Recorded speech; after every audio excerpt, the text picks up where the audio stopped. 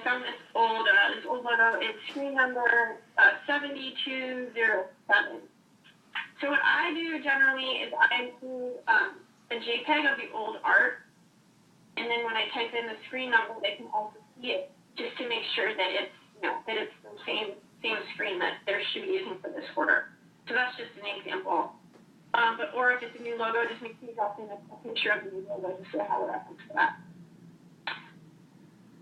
All right, so that kind of covers the lettering form. Let's jump back up to the order form itself.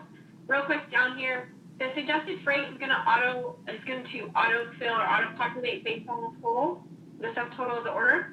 So we have our freight matrix percentages, and this will change depending on what the order is. So because my order total is $9.97, our freight matrix says that I need to charge 5.5%.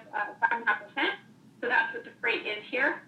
Tax is autofilled as well because this account is, in our system. It's in my customer list, and we already know the tax rate. But if it was a new account, you didn't know the tax, or the tax is different, then you'll make sure you would just adjust that here. So if it was 8%, I would type in 8%, and then it would adjust. What else? And then, let's see, going down here as far as order notes, this is basically anything we need to share with the office. I found this helpful when ordering like custom hats, for example. I might have to type in, if they're fitted hats, I might have to type in all of the the quantities per size. So there's 8 different size hats, and it's hard to really communicate that in this particular order form. So anything additional that you need to type in with regard to what will not appear in the order, you're going to want to put in the order notes down here. If this is a web order, Matt was kind enough to kind of add this section, the web order info down here to the left. Here you're going to basically indicate if there's required items, and you can type in, items 1, 2, and 3, or 5 and 6, or whatever item numbers are required. You'll type that in here. Shipping type is a drop down, so you can both ship or drop ship, and you can indicate that right here. And then this is great because this is a place where we can actually drop in and state what our fundraising price is. So if this was a web store here, my sell price is, I can find it easy on my customer copy, is $20.90 plus the $275. So say it's $24, right? So going back here, I'm going to sell it for $30.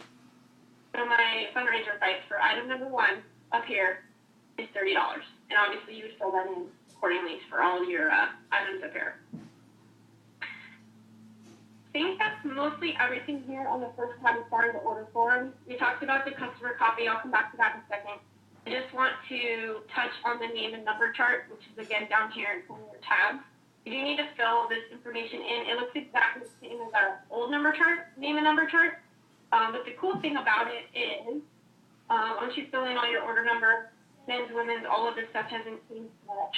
You're going to put your number size, the placement.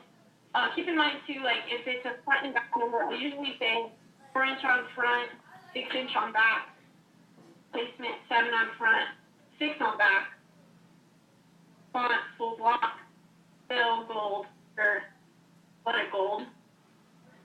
Flex names, no. So in this particular sample, we were doing numbers and names, and I had number 13 was Smith, 15 was Jones, etc.